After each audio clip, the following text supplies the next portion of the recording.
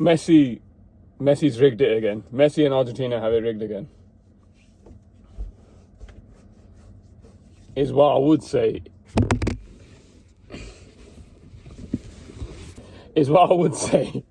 If I was an idiot. It seems like the Messi Argentina rigged conspiracy is at a all-time high now, and I thought, what better reason to make a long-form YouTube video than to speak about this topic. Now, to be honest, there's multiple different things about this topic that I want to speak about, but the main thing I want to start with is yesterday's game. Now, I was watching yesterday's game. Egypt played extremely well. Hisham Hassan was incredible, absolutely incredible. I genuinely had never heard of him before that game. I've seen Egypt play, I didn't notice him. It might just be a case of a player just having the game of his life, which it seemed like. Zico, he was incredible. I think Mohamed Salah did really well. It was clear and obvious he was injured. He done well in that game. He did the best he could do, I guess, in a situation where he's aging so much. He was carrying an injury. I think it was really good. And to go 2-0 up against the world champion is no small feat. But that doesn't spell the whole picture of that game. Like, Argentina were creating chance after chance. They've missed a penalty. Messi's decided he's not scoring penalties this World Cup. He's sick of all this rigged agenda. He's decided to just give up on the penalties. They were creating so many chances. Egypt scored from their only 2 shots on target.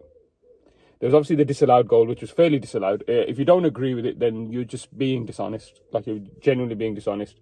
Emi Martinez did not make a single save in that game. I mean, that spells a bigger picture than the rigged controversy, Messi being handed World Cups for some sort of ulterior motive of FIFA. But of course, it doesn't sound as appealing. Now, the 2 things I wanted to speak about is yesterday's game first. Egypt were dumb. Regardless of what anyone says, Egypt were very dumb. Like, they went 2-0 up and did not shut up shop. I was saying with my mate who I was watching the game with, why aren't they shutting up shop? Like, why are they still trying to be... They were trying to be expansive. They were trying to find the 3rd goal and stuff like that. That's just ridiculous. Why are you doing that? You have got a chance here to go through to a quarter-final against the world champions, create unbelievable history for Egypt. At the World Cup level. Obviously, of course, AFCON is a different picture, but at the World Cup, you're 2-0 up. The same mistake Senegal made when they played Belgium. You're still continuing to play the way you are. There's no shame in your game if you shut up shop and try and be sensible at the end of that game. But you don't. You carry on being expansive. Now, and this is what the saying means: if you live by the sword, you will die by the sword. You chose to continue to play the way that got you into that 2-0 lead. You're going to pay the price. I saw Messi against a team that was 2-0 up, being left 1v1. Majority of the times, Lionel Messi was being... Scaloni moves him out to the right wing. Arguably, an area of the pitch he's more dangerous because he's more isolated against defenders and stuff. So you have to consciously make an effort to not leave him 1v1. This is Lionel Messi. Regardless of what your beliefs might be about how good Lionel Messi is now, as the Egypt manager, the Egypt players, why would you leave Lionel Messi 1v1 with normal human footballers? And with no offence at all to Egypt, they were incredible. They were amazing at this World Cup. With the Egyptian defence, why would you be 1v1? I wouldn't leave him 1v1 against England's defence, let alone Egypt's. Again, no offence, you are incredible. You leave him 1v1. He sets up the first goal by putting a brilliant ball in. Then you leave him to run, just ghost into the box and just smash a volley. And then at the end of the game, you can point to the badge and do all this agenda talk with the fans and opposition fans and stuff like that. You can't complain. You lost that game because you chose to be, by all means, you chose to be like pragmatic. You wanted to be carry on playing the way you were, like refusing to change the way you were playing. That's it. Like you chose this. If you choose to play like that and you carried on, you scored the 3rd goal and you won. Fair play. Like you didn't change the way you wanted to play. But if you didn't, which you didn't, so be it.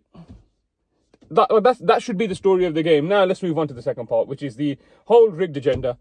There's no logical explanation for why, if they've already they rigged the 2022 World Cup for Messi.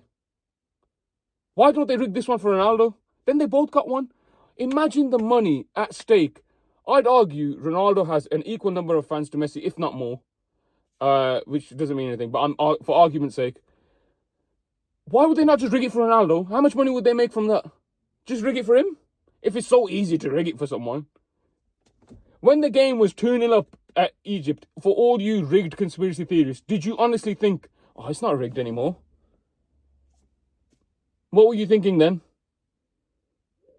And a majority of it as well, it boils down to, and it's absolutely insane that I'm saying this, because I feel like this term is used too loosely now. But in this situation, even though Lionel Messi is not Jewish or a practicing Jew at all, he's a Catholic Christian, I'm sure, or an Orthodox Christian, one or the other. He's a Christian though.